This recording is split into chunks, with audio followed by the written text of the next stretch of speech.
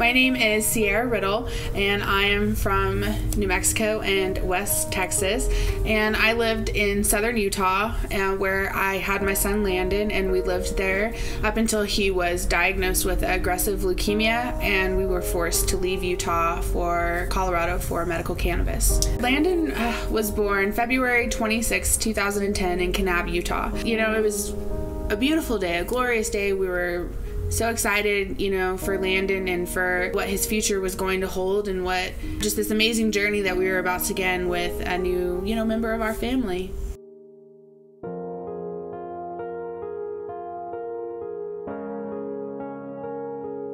There was a team of 20 doctors, oncologists, and the like waiting for them. The leukemia was producing so fast in his bloodstream that it had started collecting in his chest cavity. And at this point, there was a pretty good sized tumor of these leukemia cells in his chest, pushing on his heart, his airways, making it hard for him to breathe. They said they would do everything they could, but they couldn't, you know, they weren't giving him a very good chance of survival at that point. They were monitoring him all night, you know, and just waiting for him to pass, and he didn't. He kept fighting and fighting, and he made it, and we got through those 48 hours, and you know, they started telling us, okay, this is the plan, we need to do radiation on his brain, we need to do start these intense chemotherapy treatments every 2 to 3 days. So we were holding Landon down forcefully, shoving this medication in his mouth, down his throat, trying to make him swallow it multiple times a day. And I'm not talking like a little tiny bit, mass volumes of these medications. And they're telling us, you know, he's gonna get used to it. All kids do this, and then they get used to it. Landon did not get used to it. We were sitting in the in our little room there for chemo treatment, and they came in with the port access kit to access his port and start getting everything going. And when they came in and were getting ready to, you know, start everything, he jumped off of my lap and he ran to the corner, and he was cowering, and he had his hands over his head.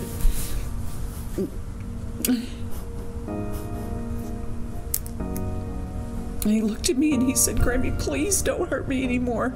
Please don't hurt me anymore."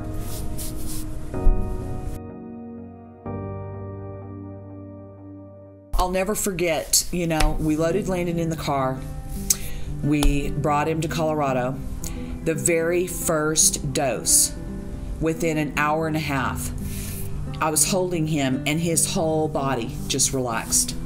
He started smiling again. That was something that was huge for us. Landon hadn't cracked a smile or laughed or anything like that in a very long time. So to see that really made our decision for us, you know, that, okay, we know that this is making him better. You know, I was having to give less narcotics. I mean, we were pretty amazed. And within a short time of us deciding to stick with it, I was able to completely wean Landon off of his narcotics. It got down to the point that we had to decide to move and to, you know, transfer Landon's care and to leave our family and to leave Utah behind. And it's been a long 3 years. You know, Landon doesn't get to see his family. He doesn't get to see, you know, any of the people that he grew up with, because Utah, you know, refuses to allow people like my son to have medical marijuana. Utah. You can make a change this year. To find out how, visit dpputah.org. Discover more patient stories and the science behind cannabis with Illegally Healed. 2 words that don't belong together.